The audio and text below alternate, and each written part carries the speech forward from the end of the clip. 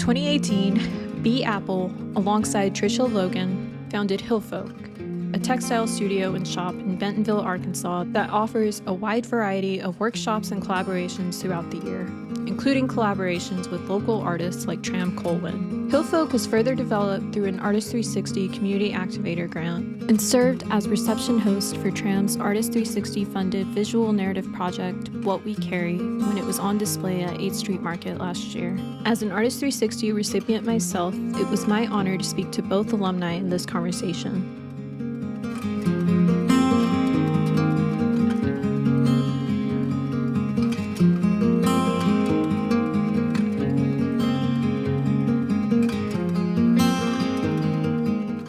Can you briefly introduce yourselves and share how you landed in your current roles?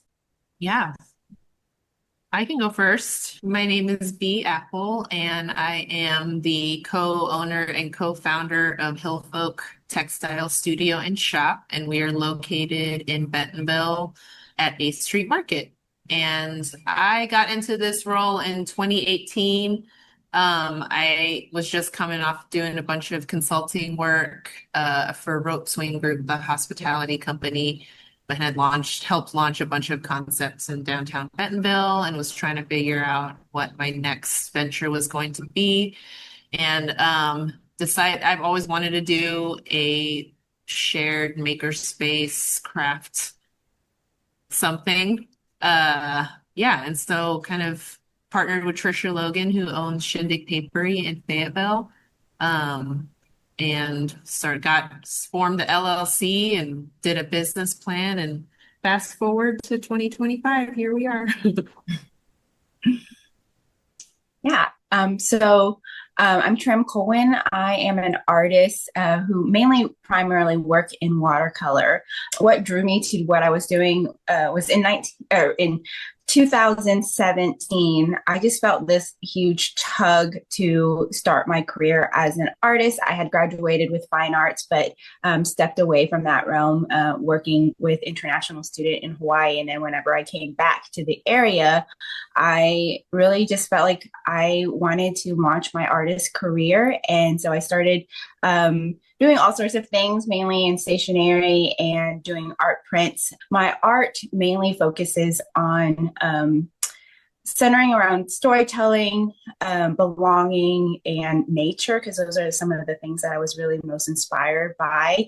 And my art itself and the work that I do has shifted in many forms throughout the years. But I think one of the underlying passion that I have is always just creating art space and bringing community together. And so along that journey, I partnered with some other artist friends, and we created a business called Creative Social Retreat, where we, rent an Airbnb and all taught different workshops for that weekend and invited people to come along with us. And but with the COVID pandemic, we put that on the back burner and haven't really got to pick it up again. But then last year, I co-founded a organization called Women of the Ozarks. We wanted to be able to highlight female and femme identifying artists in the Ozark regions, and really just focusing on meeting them exactly where they are in their artist career and exhibiting their work throughout Northwest Arkansas, and bringing the community to be able to meet the artists and view their art. So it has evolved a lot, but like I said, art, creating the space for it and bringing the community in has just been a huge passion of mine. That's so cool. And both of you, anytime you want like extra promo for anything you're doing, feel free to like tag me or Tightwires, and I'm happy to share. You're both doing such interesting work. How did you two first connect, and what drew you to collaborate? Tram, you go. Yeah, I remember, I think I first heard of Hillfolk. You guys collaborated with, or at least maybe sponsored, the Little Craft Show. And I was like, okay, what is Hillfolk? And then I started following you guys on Instagram, and then, found out that you guys wanted to create a space that was teaching workshops, which was something that I was really interested in being able to do and having a space to be able to do it. And then I think I just kind of like followed along. So you guys had like a promo event at Fayetteville, and you were doing crafts there. So I was like, I'm just going to pop up and like introduce myself to you and hopefully make a connection that way. And then the next event you guys were doing Fayetteville Roots, where you were teaching indigo dyes. I was like, so basically I just kind of like admired what you guys were doing and kind of stalked you at your events. And I was like, I just want to like be around Bea and Trisha and just kind of get to know what they were doing, and hopefully, kind of like integrate what I was doing and wanted to do alongside Hillfolk. So yeah. Yeah.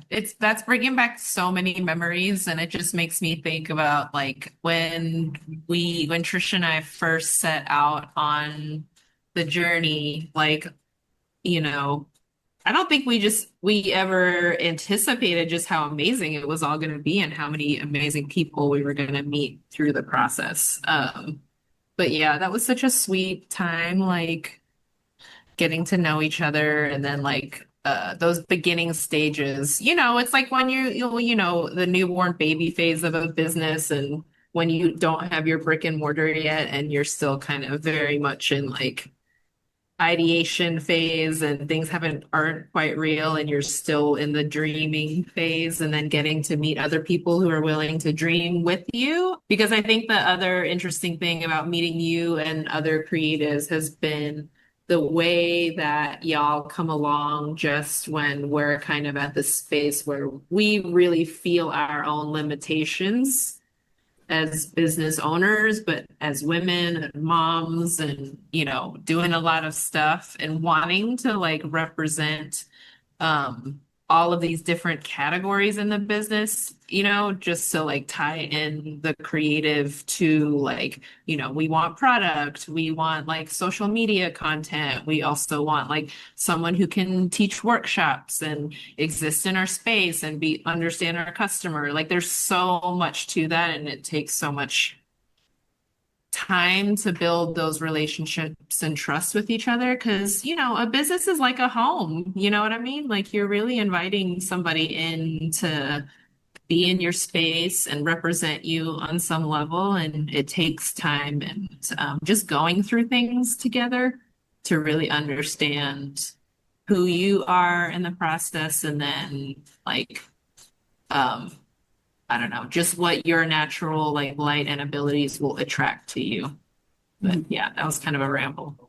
Yeah. Well, I wanted to add to that, just like, I think for me, what really drew me to be Trisha and Hillfolk in general is because I think I recognize the same kind of passion for the arts and community building that they wanted to, be a part of. And so it just made sense to work together, because those are some of the things that I was really wanting. And I think it has worked out whenever you feel like, oh, okay, we're on the same journey together. Let's work together in order to make Northwest Arkansas, or even the wider area, like a safe and beautiful place where we can celebrate the individual and art as well. Yeah. Yeah, all of those things. I also think that like in the years prior to when I met you and when I opened doing Hillfolk, I had really started to kind of gain a deeper appreciation of like Korean culture, Korean American culture, who I am in relation to that, who I am in relation to the larger Asian diaspora, and then where I find community in spaces that I had kind of walked away from, in part due to trauma, in part due to that's just life. You just grow and evolve from your parents, and and then sometimes, when you're young, you just like throw the baby out with the bathwater. Not that I was doing that, but you know what I mean? Like, and so it was so encouraging to like meet other to meet Tram as an Asian American creative because our experiences are so similar, even they're so different. And so there was already so much we already kind of like energetically understood about each other because we come from the same kind of like events, if you know, and even just relating to what we carry and what was the impetus for this whole conversation. But yeah. Awesome. And we will talk about what we carry, which is a fascinating project. But what do you think the most surprising thing you've learned is on this journey? And what do you wish you'd known before you started? Speaking specifically about like the journey of collaborating and getting to work together. Oh man, Yeah, go ahead. there's so much, but I think the biggest thing is, it's so beautiful to raise like I've raised my children in this community and to come alongside other people and friends and develop those relationships. It's been super magical. Uh, and I don't think I held enough space for that early on. And I don't think I don't know. I think that's probably been the biggest thing is the ways in which kind of walking with other people in this life. Like there's so much give and take in that, like Tram's healing through things has mirrored my own healing. And then me healing through things, I see the ways in which I can speak into her life and the things that she's going on. And then it's not just her, it's like me and my other friends, like especially a lot of the older women that I know who are going through things that I will eventually be going through. And just being able to share and be in community and really like kind of like get through this life with that sort of reciprocal. And it just was really wonderful to see how, if you kind of release your grip on how you think things are supposed to go, you can really end up in a place of alignment with people who really see you, and can really help you get to the next like stage of the journey. Yeah, I think mine is kind of pretty similar to that. I mean, when I first started like thinking about my career as an artist, I was kind of trained traditionally as an artist, and that was like to paint and get your work into gallery spaces. But then whenever I started my own art career, I was kind of more leaning towards the commercial art side and like doing wholesale and things. And I think I got really tunnel vision at looking at like what people were doing and thinking like, oh, that's success, so I need to emulate it. But then it wasn't fulfilling me because somewhere along there I realized like, wait a minute, that's not really me. That's what I thought that meant success. But it was only in the last, like, I think through COVID and through some of the political things that were happening during that time, it really caused me to dig deep and like get more just get more real with myself and talk about my experience a little bit more.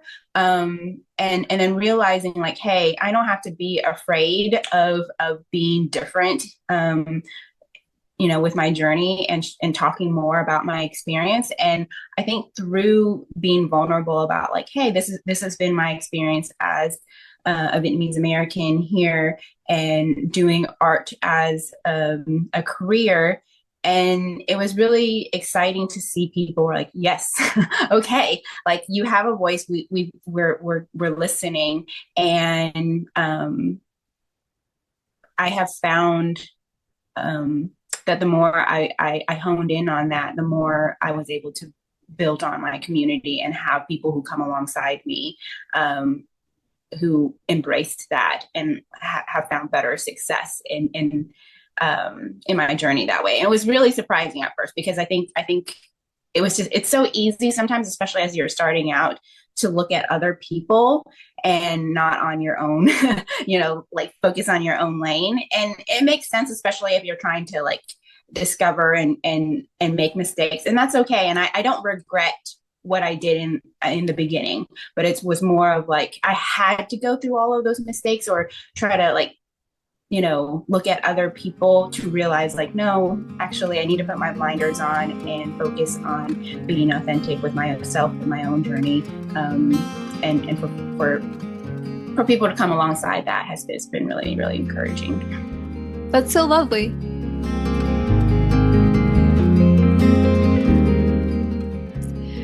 Tram, can you tell us more about what we carry, what inspired it, and maybe what you were hoping to achieve with it? Yeah. So what we carry was a dream project that I've had for many years. It's probably like before last year, it was probably like a 5-year dream of like, I really want to create this project. And the inspiration came from multiple like areas, but like the main specific one was a memory that I had. My family, we're refugees to America, and we went through the whole vetting process to become refugees to resettle here. And so we had some time when we were finally approved to come to America. When my family, I just remember one night, like my parents were trying to sift through some of our possessions, like, oh, should we take this with us? And should we take this? And I remember like I wanted to carry all my toys and everything that I, really cared about back then, like my Sailor Moon, like comic books and stuff. And which was so important to me at the time. But now as an adult, and there's an nonprofit organization here in Northwest Arkansas called Canopy NWA. And I had started volunteering with them back in 2014. And every time I started thinking about the work that they were doing and their clients, I kind of wondered, like, I wonder what their clients are bringing with them on their journey here that they felt like was really important. And so kind of exploring that idea of like, okay, what's the item that they would carry with them? And of course, like in the last few years, with some of like the political climate and the political rhetoric that I was observing, there was just a very negative and dangerous perspective of immigrants in general that I felt like, okay, this is a really important time to be sharing the stories, because I think oftentimes we paint immigration with a broad stroke and just assume things and not the individual stories, because the individual stories is what matters.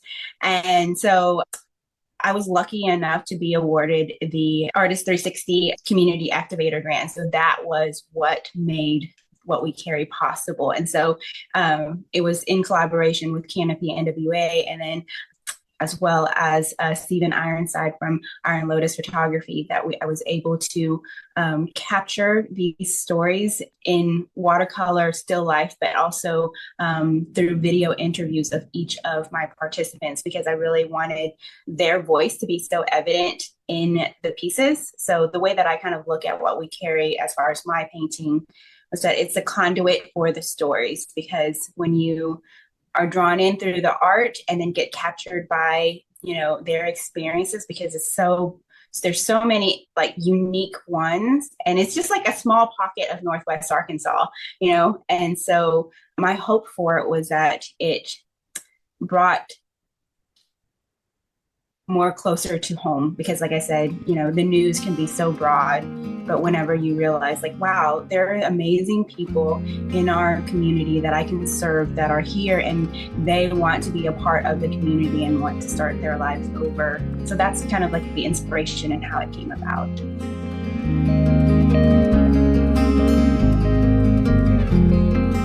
Bea, could you speak a bit about how Hillfolk as a reception space shaped the way the exhibit was experienced? I think from the time we drafted up the business plan, like having a really intentional gathering space was part of, the operation. And Tram being such an integral part of our creative product line, it's just been such a natural relationship that, yeah, I think it just feels good because I think we've collaborated on so many things before that, like, Tram has done workshops here, like she sells product here, like, we've posted about her on our social media. And it's just like, I think from my perspective, like our goal is to provide a very like soft place to land to tell these very difficult stories. And also like we try to be that in like our personal way and the way that like we're out in the community. And it's like, there is this tension between defending and protecting your community and speaking up for where you feel things are like unfair or or just that innocent people are getting trapped up in these systems that they had no say in creating and were in place long before they were even born on this planet. And it's just, we're just trying to be a different, a little reprieve, and I think we've had this window of time where we've been able to create this art and create this space and have these conversations. But I think, back to your original question, wanting to create a sense of safety and belonging, it feels more like Tram doing what we carry here was more of like an outgrowth of the relationship that we already had versus like this top-down thing that we create, an event that we created, if that makes sense. Like there's this book called Emergent Strategy by Adrienne Maree Brown, and I read it a couple like in 2020, and it really kind of helped inform the way that I think about how I want to live my life, but community organizing and how we want to be in community with each other to help like create positive change on the planet. And one of the things, the strategies that she talks about kind of looks at the mushrooms and the mycelial network and how like it takes a lot of time to create the matter that the mushrooms grow from, but when it happens, when it's ready and all the conditions are right, it can pop up really, really quickly. And I feel like, Tram and I have spent a lot of time creating a space within ourselves, but then a space within these four walls, and then also in our community that is right enough and ripe enough to allow these stories to kind of emerge. And you kind of look, when you think about what Tram did with what we carry, like it's just such a beautiful expression of who she is. But told through all of the lenses of, I'm going to start crying, y'all, told through all the lenses of these different people. And it was just like, I felt so honored to be able to like hold that space for her and help document from my perspective, because I think that's really important that we're just here to observe, and here to like stand in solidarity with.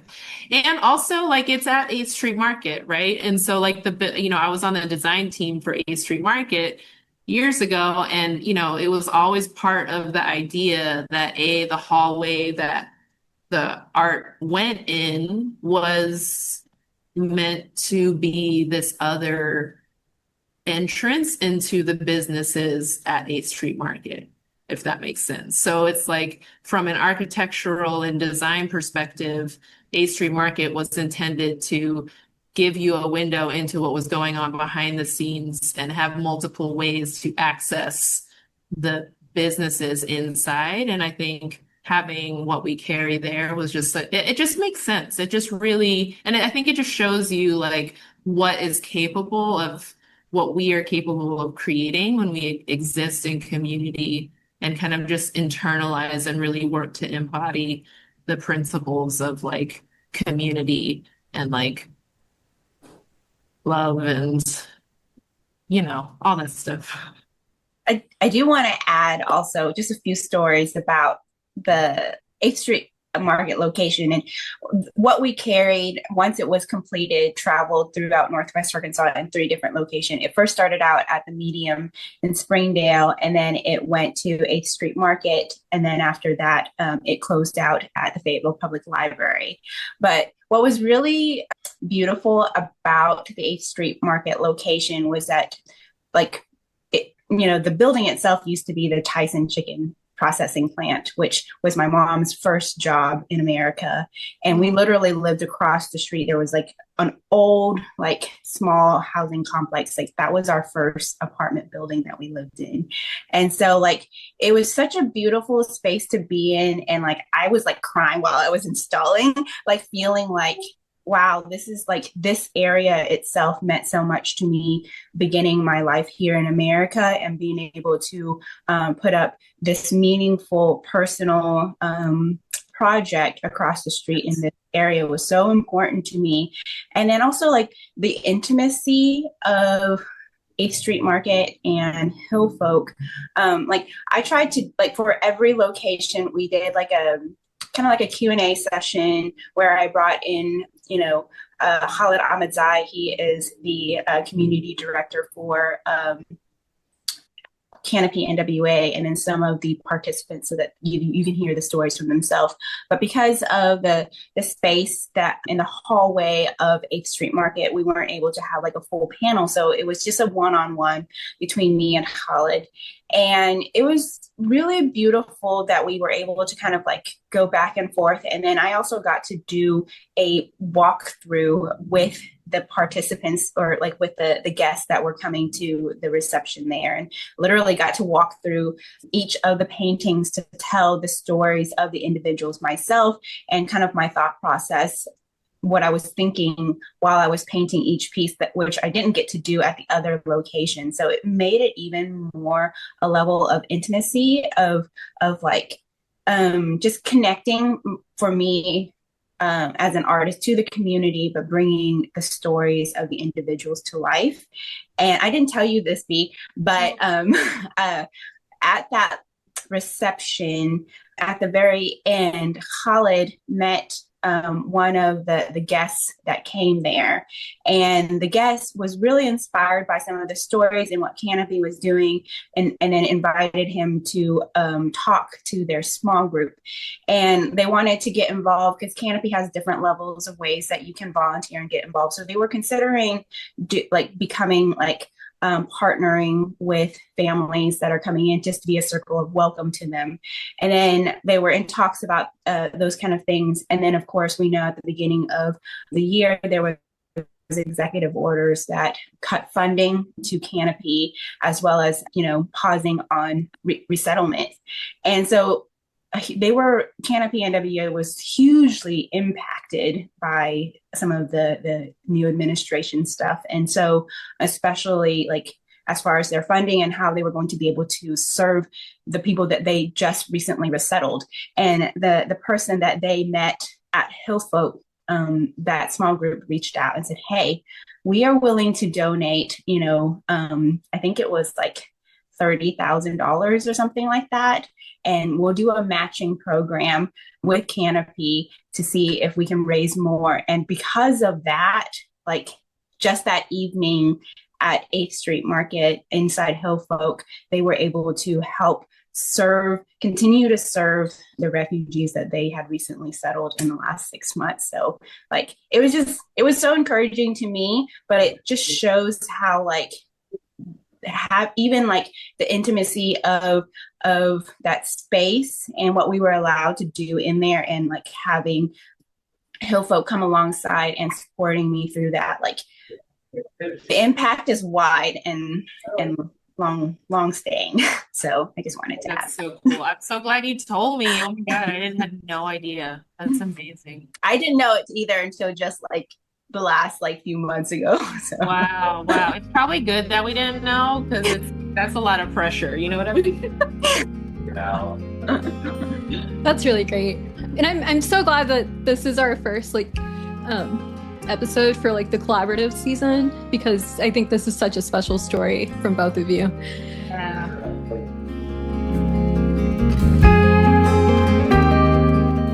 Could we speak a bit about how craft, and particularly textile-based craft, helps carry narratives that engage with memory, heritage, and trauma?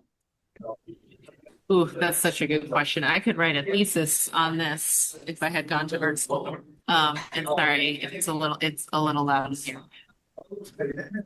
You know, I think about this a lot especially because I've been on a healing journey for the past couple of years and pretty steadily go to therapy every 2 weeks and have incorporated a lot of healing practices into my life, like being outside and focusing more on creative pursuits and spending more time with myself. But when it comes to craft in particular, and textile pursuits, one of the first things that really sticks out to me about the importance of, well, just the importance of it in our lives in general, and just even engaging in the practice of doing it, is it's the creation of textiles is, to me, the embodiment of what it is to exist in this world and experience transformation and suffering and collaboration. Like if you just even think about the very process of making a quilt or weaving something or even dyeing something, you know, and another good analogy of this is like, and I love analogies, but like, is like, you know, pottery. Like when you engage in like the practice of craft, like you are teaching yourself and rewiring your brain to like be in literal touch with what it is to just exist as a human being on this planet. And it's, you know, you go into it with an idea of what you think it is, and then you get into the realities of what it is, and then you cut things up, and then you use your creative eye to like pick things out. And, you know, sometimes you have to release attachment to like the ideas of what you thought, you know, there's so many. I think about gardening too, and how like, you know, I got into gardening a couple years ago, and it's like every creative pursuit, every, you know, practice that I engage in, it is teaching me about life and how to navigate through life in the doing of it. So that's one. And then the second thing is, it's just like the sun doesn't need for us to exist, like us to acknowledge that it's there for it to exist. You know what I mean? Like it just is. And our need and relationship to textiles is kind of like that. Like from the moment that you come out into the world from your mother's womb, you are delivered into hands and then a blanket.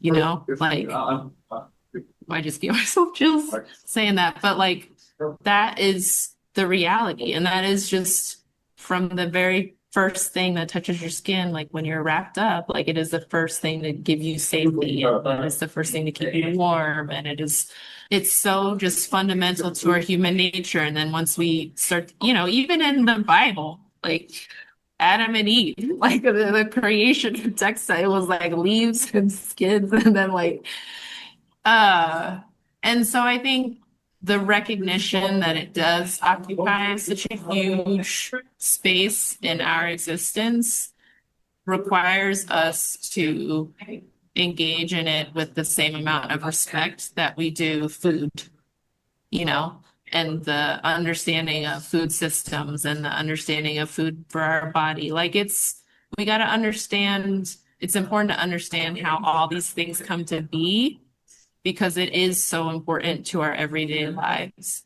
And, you know, especially if you're wanting to exist on this planet as a light and to change things, like you got to understand the context of what you're existing in to be able to affect change in a way that is of, I don't know, like community based and from the ground up and authentic and all of those things. It's, it starts small, like any textile, but that's it. It's just these lessons, like they're parables for life. Do you have anything to add to that, Trim? I mean, I feel that way so much about art itself too, and just the idea of just like the use of your hand and just to be able to pass down stories too. I mean, and like for me, English is my second language, and so like art was such a way for me to express my feelings. And I remember even like when I first came to America and going to like elementary school and not knowing the language, but like one of my first friends in America was like, she approached me because I was like drawing like anime characters and stuff like that, and she was like, what is that, like, and so it just connected us to one another, and I didn't needed language in order to connect with someone through art. And I think in the last few years, I'm realizing, I mean, I've always known it here, but I think with what I was doing with what we carry allowed me to see how much art is so impactful to the human experience. There's a podcast, a Brene Brown podcast, where she interviews Dr. Sarah Lewis, and it was about her book called The Rise. And they were talking about creative or aesthetic force and how art was used to help be a catalyst to end the slave trade, because there was a painting called like a description of a slave ship. And it was the way that it was drawn out. It showed the statistics of like how many men, women, and children was fitting into these slave ships. And it was supposed to be like 400, but like they packed like 700 something people in there. And people were so shocked by the dehumanization of that like seeing it visually caused them to reconsider things. Or even like she was talking about how there was a lawyer named, I think, Charles Brown Jr., who happened to be at like a music hall or something like that. And he heard Louis Armstrong play for the first time. And for some reason, he was so drawn by his music and what he was doing that like, he just felt like what we were doing is not right. Like this person who like has a different color from me and but is so creative, this like all of this like civil right and like how we are suppressing people has to be wrong. And it led him to fight for, oh my gosh, I can't think of the the civil rights case. I'm sorry, my mind is going on a blank, but he was such an advocate of that. And so it's just like I'm just realizing more and more how art itself is just so integral to like life. And like just like Bea said, it's just like food, we need it. It's essential to for us to have it, because it's a way to pass down stories in a way that connects with more people than just like, I don't know, just has a different way of conveying truth and humanity that we don't always lean towards.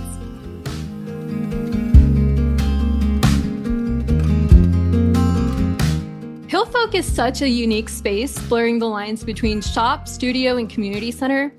Bea, could you speak a bit to how you approach holding space for both commerce and creativity? It's not any one way, and it's evolved over time since we opened in 2018, and that's just something that's just a reality of operating a business, is like times change, your neighborhood change. We've like been through a lot of flux, being kind of positioned right where we are in downtown Bentonville. But I think from I really got to look towards the inspirations for creating this space and which physical spaces really inspired me. And this was also kind of the due diligence that we did in creating the business plan and deciding to come up with this idea in the first place, was recognizing that in the textile space, when we started this process in 2017, there weren't a ton of spaces that it really thoughtfully combined products outside of like a strict craft assortment and the collaborative community space. And also, if considering the times that we're in with small retail, like mom and pop shops, not even just craft, it's been a struggle for the last couple of decades to just even operate a brick and mortar in these economic times. But some of the spaces that really inspired us. Oh, my son's here. Hi, Judah. So some of the spaces that really inspired us was Textile Art Center in Brooklyn. And that doesn't have a retail component, but their studio space is incredible. And the model for the community is also really amazing. The way that they host like community programming, have studio spaces for artists to do their work, but then also like be in community with other artists. The equipment that they have available so that artists who don't have the space, especially, you're in New York City, so like physical space is a premium. Most people cannot afford to have like a 4-foot wide loom just sitting in the middle of. So it really showed us what was possible when you have kind of like the right mix of equipment and just physical, like just tables, like, and I think also coming from a hospitality background, like I had operated a coffee shop in downtown Bentonville called Press Room from 2011 to 2016. And that whole experience, and then also doing a lot of consulting on hospitality, really taught me a lot about what it is to create comfortable, inviting spaces that people want to stay in and spend money in. And so that Textile Art Center was one space that really inspired us. There was another store out in Ojai, California called Cattywampus Crafts that has since closed. But their space is super evocative of like West Coast California vibes and architecture. Like it was just like a lot of wood, like the assortment of product was just like a dream. It was vintage, it was textiles. I never even got to go. This is just what I was seeing and putting together on my Pinterest mood boards. But that was a space that was really stunning. And so it was kind of a hodgepodge of a lot of different experiences around the other place that was probably the only. Oh man, and they closed this last year too. It was Fancy Tiger Crafts in Denver. They are an amazing craft store. They're the ones that their product is mostly centered on crafts, so they don't have like a ton of like home goods and the spaces that we've kind of blurred into with Hillfolk.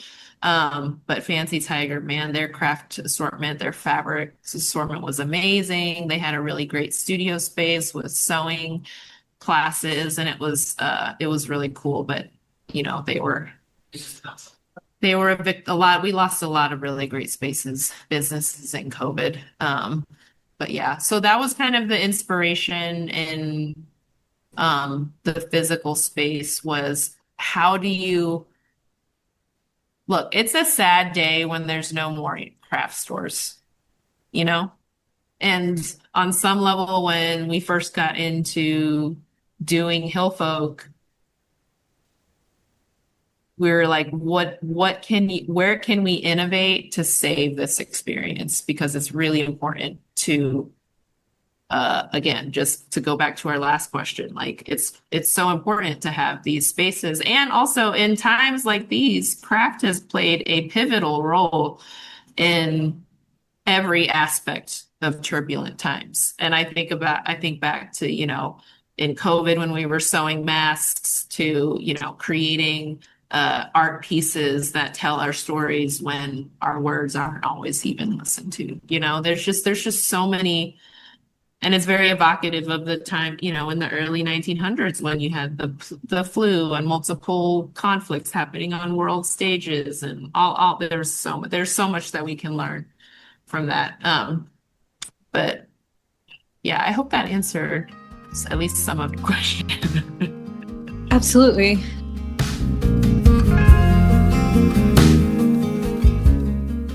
What's something you hope viewers take away from your story? And this is a question for both of you. What's something you hope viewers can take away from your story, especially those viewers who may be navigating art outside of academic or institutional confines? No, Tram, you go first. For me, like I said, kind of get really good at recognizing who you are and knowing what you want to do and don't want to do really helps to kind of eliminate some of the trial and errors. Not that those are necessarily bad things, but I think it helps you land better, because whenever you know what your why is, I think through all of the ups and downs and the changes and everything, I think that is what should stay consistent and will allow you to continue doing what you're doing. Because, just what Bea was saying, as far as there's been so many shifts over the years as far as political climate, health crisis, and all of these things. And just so many discouraging times, honestly. And it's easy to feel hopeless in those moments and to give up. But then whenever you realize this is what I'm doing here and the work that I'm doing is important, it's very motivating to keep going. And I would like to add, with Hillfolk being the space that it is, for me as an artist, people always say, try to diversify your portfolio, make sure you have more than just one funnel, to help sustain your career. And I feel like Hillfolk has just been such a beautiful partner in that, that allows me to actually be able to be more sustainable. I'm able to, design and create products to be able to be inside Hillfolk and then also teach workshops there. It's allowing me different avenues to connect with the community through my art. And I can't thank Bea and Trisha enough just to be able to provide that for me as an artist and what they're doing for our community. So yeah, that's kind of my rounded answer to your question.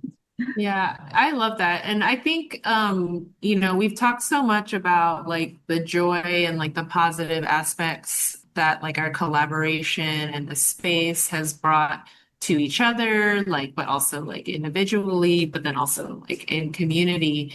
And I think it's also really important to ground all of these beautiful experiences and the operation of this space, and in the fact that a lot of the times and the spaces and the reasons why we've had to come together has been in times of really great suffering.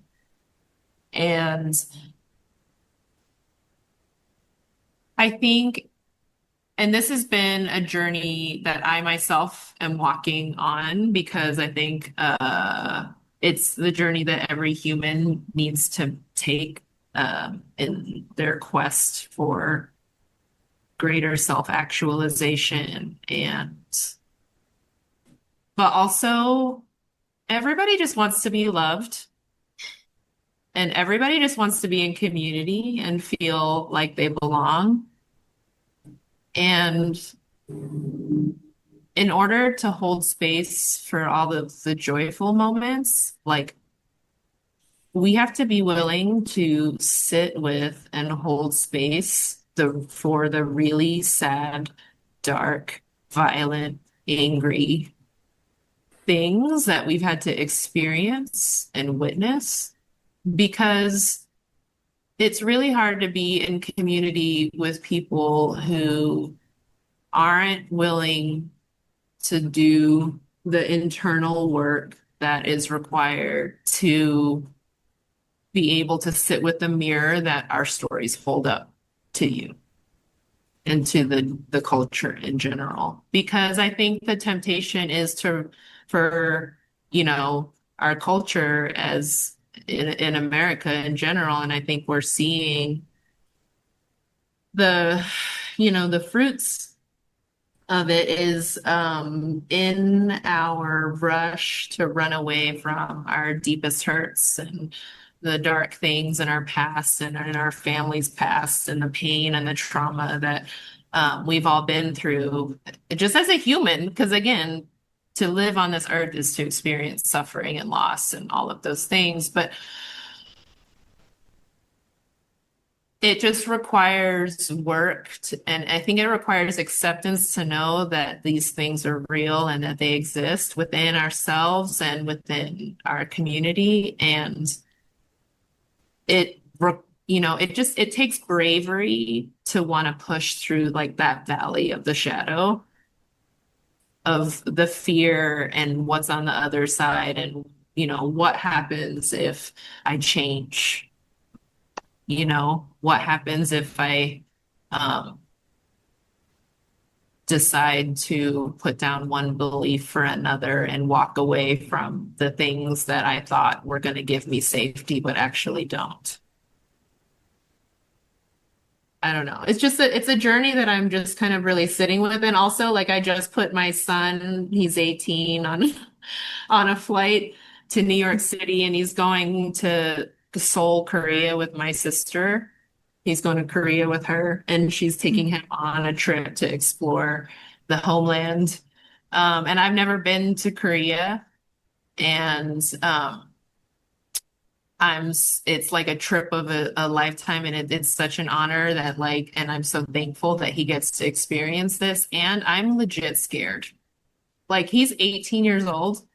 And I couldn't, what am I going to tell him? Like, you can't go on this trip. But I'm just like, I just hate that I'm in this space where I have to worry about whether he's going to get detained or something because he looks different, in the airport. And I was having to have a conversation with him this morning about just like, and of course he's not going, he can't blend in anyway. He's 6'2" and got like long hair and I don't know. All that to say, like, I think as an artist, as a creative, as anyone who's watching this podcast, like, embrace like that scary part of facing like your own pain and your deepest shadow. And there's so much joy and connection on the other side of really looking at all of that, because the reality is that is one of like the strongest things that like ties us to each other. Is like, I think about my friends who like have existed on other sides of the aisle and political parties and stuff, but there are things that we can connect on, like caring for aging parents and like, worrying about the safety of our kids and worrying about like whether they're eating the right food or like getting too much screen. There's just so much that we have that we share with each other.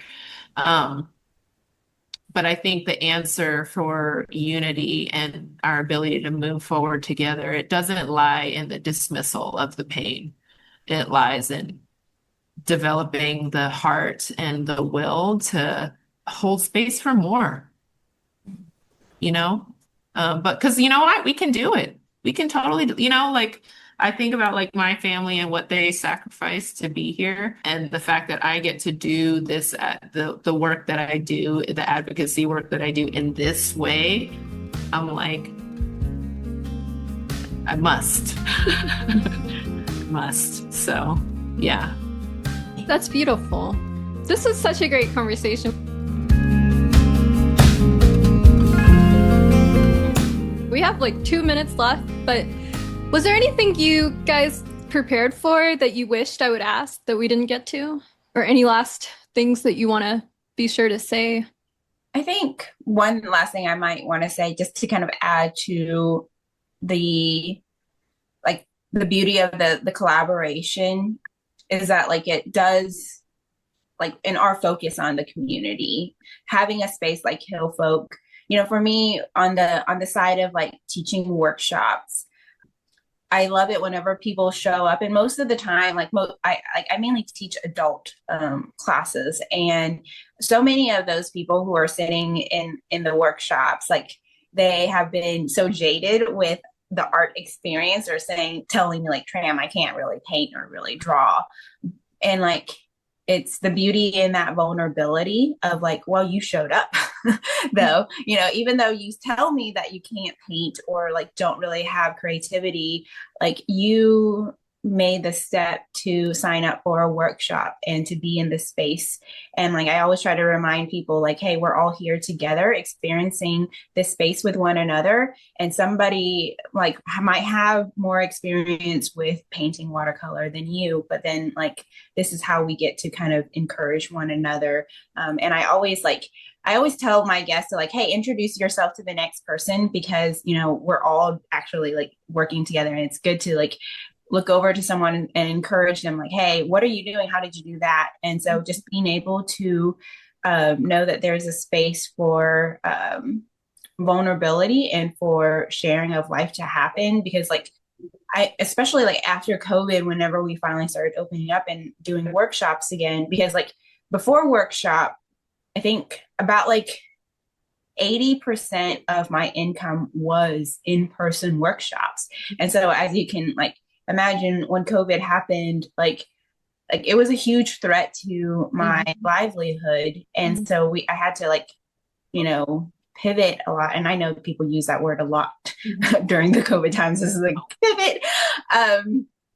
But just like once we were back in person doing it, and people got to start sharing stories in my workshops and talking about like, hey, I did this, or I like discovered, I would ask them like, have you taken other workshops here at Hillfolk? And they're like, yeah, I signed up for like a knitting class, and because I really needed it during this period of my life and wanted to expand. It's just so beautiful to be able to like see how craft or art has touched people and create space for people to be vulnerable with one another. Like I've had so many like good and vulnerable people in my workshops and that I'm able to connect with. And, it's amazing when you have also repeated guests in my workshops too, just because I'm like, you were here already.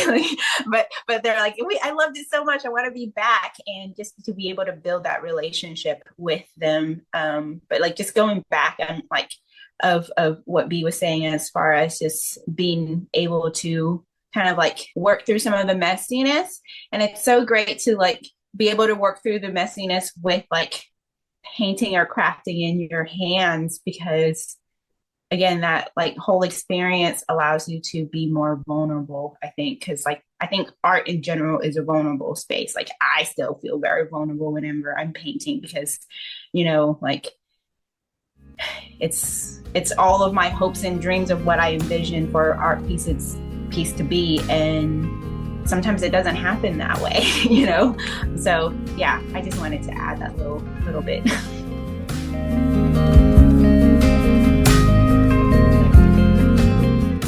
In general, the people I interview tend to be writers, and I'm always like asking them for prompts to share in like collaborative reels. And I wondered if you guys could share a writing or art prompt with our viewers. I've been really loving the idea of like drawing what you're journaling, because I've been journaling a lot.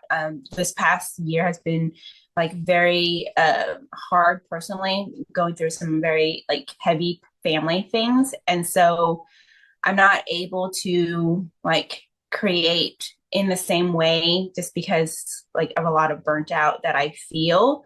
But I'm journaling a lot of like painting images that come to my mind. Like if I was to like one prompt that I can't tell myself, if I was to paint a piece of this time, what would it look like? So oftentimes I'll just like write a little thing. It's like, okay, this is what I'm feeling. What are the images that are coming to my head? So maybe a fun prompt is like, if whatever you're feeling in this moment, what does it actually look like if you were to describe it in a painting? So I think that might be fun. I love that. Yeah. And on the journaling thing, I think I'm gonna tag off of that.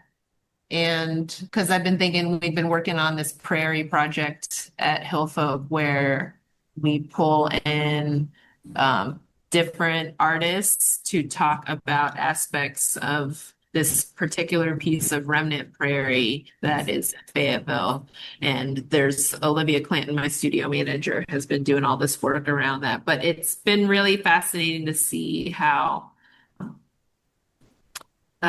like you can take a piece of the natural world and use it as an inspiration for all of these different things. So like, and we posted about this in our stories and on our Instagram, so you can go back and reference it. But like Camille, like one of our staff here, they dyed this like yarn that was inspired by different life cycles of the prairie. So I think of like of this particular type of grass that is like native to this remnant prairie. And so I think I want my prompt to be there, and I think it would be for whoever's watching is find a plant, a thing that grows in the ground, can be whatever, like it can be a weed, it can be a tree, it can be whatever, that like really resonates with you on a heart space. Like, it's like, it's something that like, it's a thing, it's a tree that you love. Like I've loved dandelions ever since I was a little kid. So I think number one, find that plant. Number two, learn about the different life cycles of the plant. So from like seed to like, when they're like the little teenager plant to like adult plant to the mommy plant that has the seeds, and then they go.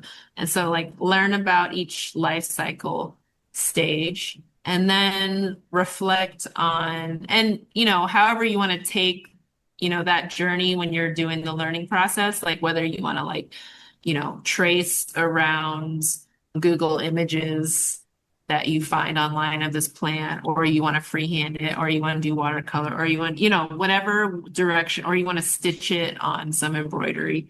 There's a million ways that you could take it.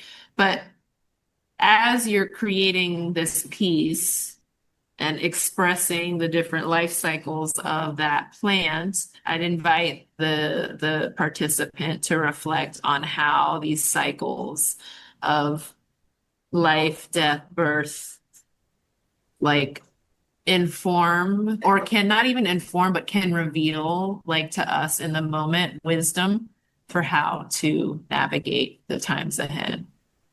So it's a little bit drawn out, and it's something that you can do over time. But I think pick a plant that you really love and that you want to like go into an ADHD like rabbit hole down. I love that you said that because my first interaction with you was writing that article where you talked about going down rabbit holes for art. Follow the white rabbit. People. This is so great. I don't know if you guys are both aware, but all three of us are recipients of the Artist 360 Community Activator Grant.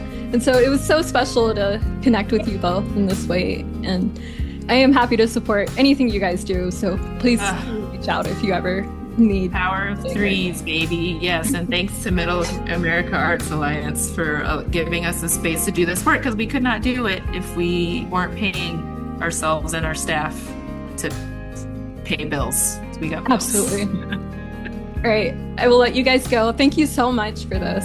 I'm excited to share it. Thank you for having me. Bye. Have a great weekend, y'all. You too. Bye.